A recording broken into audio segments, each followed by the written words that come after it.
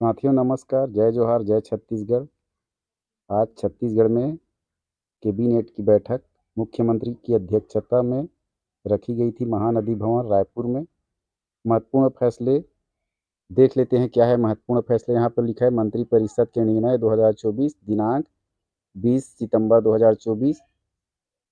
मुख्यमंत्री विष्णुदेव साय की अध्यक्षता में आज यहाँ मंत्रालय महानदी भवन में आयोजित कैबिनेट की बैठक में कई महत्वपूर्ण निर्णय लिए गए।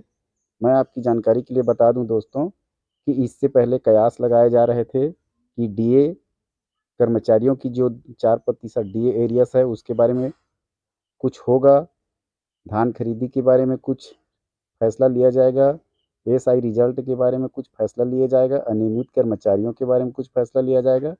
लेकिन ऐसा कुछ भी नहीं हुआ 20 सितंबर 2024 के कैबिनेट बैठक में।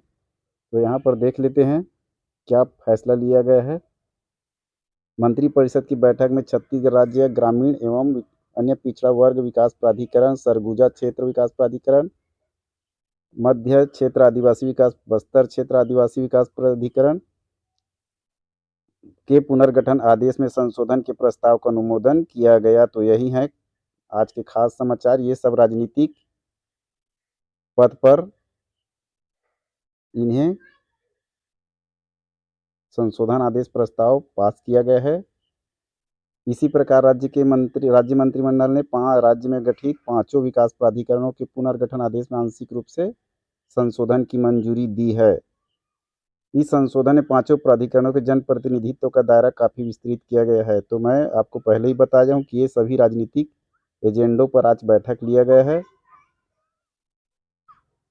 कर्मचारी अधिकारी हितों पर कोई फैसला नहीं लिया गया है। सभी कर्मचारी मायूस हो गए हैं, सभी अभ्यर्थी मायूस हो गए हैं। ऐसा ना तो एसआई रिजल्ट निकाला गया और न ही कर्मचारी के बारे में कुछ भी सोचा गया। यहाँ तक कि किसानों के बारे में भी नहीं सोचा गया, न ही फैसला लिया गया।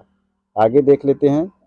छत्तीसगढ़ राज्य ग्रामीण विकास अन्य पिछड़ा वर्ग विकास प्राधिकरण, इस पर फैसला लिया गया है।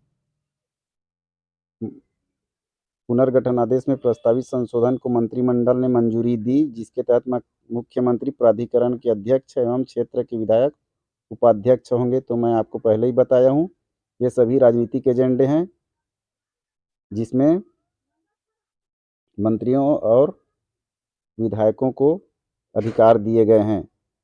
इसी प्रकार है सरगुजा क्षेत्र आदिवासी विकास प्राधिकरण, इसी प्रकार है अनुसूचित जाति विकास प्राधिकरण, इसी प्रकार मध्य क्षेत्र आदिवासी विकास प्राधिकरण, बस्तर क्षेत्र आदिवासी विकास प्राधिकरण, इस प्रकार है। और ये अंत में है मुख्यमंत्री जी के स्वेच्छानुदान मत से 262 व्यक्ति एवं संस्थाओं को 4,56,72,000 रुपये की स्वीकृति राशि अनुमोदन किया गया है।